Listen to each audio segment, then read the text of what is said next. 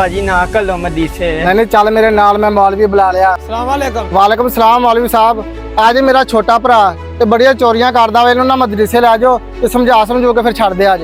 मैनू ना घੱਲੋ मदीसे, हुण नहीं करदा चोर। ਚੱਲ ਮਗਰ ਬੈ। चंगा मौलवी साहब, सलाम अलैकुम।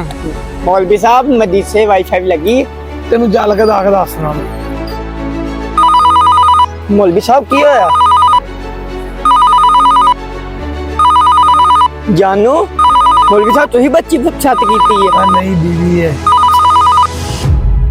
हेलो हाँ, नहीं मेरे को 30,000 रुपया कोई नहीं है। हाँ नहीं, मेरे को 30,000 है नहीं गा। मौलवी साहब की होया? बड़े परेशान लग रहे हैं यार 10,000 रुपया तनख्वाह है, अच्छा 30,000 बिल आ गया। और मैं 30,000 कितों देना? मौलवी साहब मेरे को एक प्लान है। मेरे भरा को 50,000 का मोबाइल, वो आप मोबाइल उन्हें को खोने अच्छा ਤੇ ਤੁਸੀਂ ਆਪਣਾ 30,000 ਰੁਪਇਆ ਬਿੱਲ ਤਾਲ ਦਿਓ, ਆਪਾਂ 20,000 ਦੀ ਐਸ਼ ਕਰਾਂਗੇ। नहीं नहीं, रब नू जान देनी है। ਮੌਲਵੀ ਸਾਹਿਬ ਤੁਹਾਨੂੰ ਪਤਾ ਮੋਬਾਈਲ ਚੋਰੀਆਂ ਦੀਆਂ ਗੰਦੀਆਂ ਚੀਜ਼ਾਂ ਵੇਖਦਾ ਵਾ, ਰੱਬ ਨੂੰ ਜਾਣ ਦੇਣੀ, ਇਸੇ ਬਹਾਨੇ ਬਖਸ਼ਿਆ ਜਾਏਗਾ। चल ठीक है।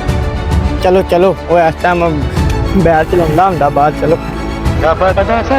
ਮੌਲਵੀ ਸਾਹਿਬ ਹੌਲੀ ਹੌਲੀ ਜਾਣ ਦਿਓ, ਉਹ ਖੜਾ ਹੈ, ਮੈਂ ਮੋਬਾਈਲ ਖਾਊਂਗਾ ਫਿਰ ਭਜਾਇਓ। हाँ कोई मसला नहीं यार, ठीक है, मैं कर लेना मसला नहीं। ओह नो, और चवला मौलवी ने भी चोरी ते लाता जे।